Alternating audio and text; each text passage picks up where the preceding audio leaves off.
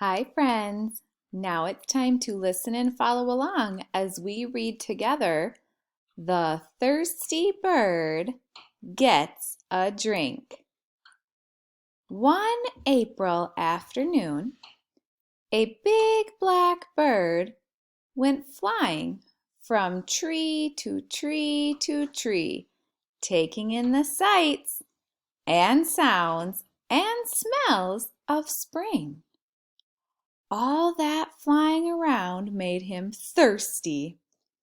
He spotted a pitcher half filled with water.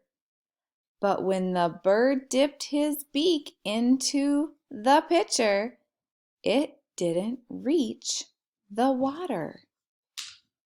"What can I do?" wondered the bird.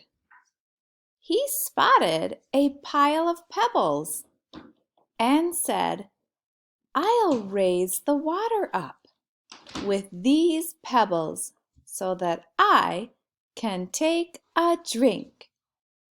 The bird took some pebbles in his beak and plopped them into the pitcher.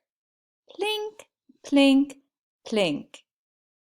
Okay, friends, it's time to click to the next slide to continue listening to our story, The Thirsty Bird Gets a Drink.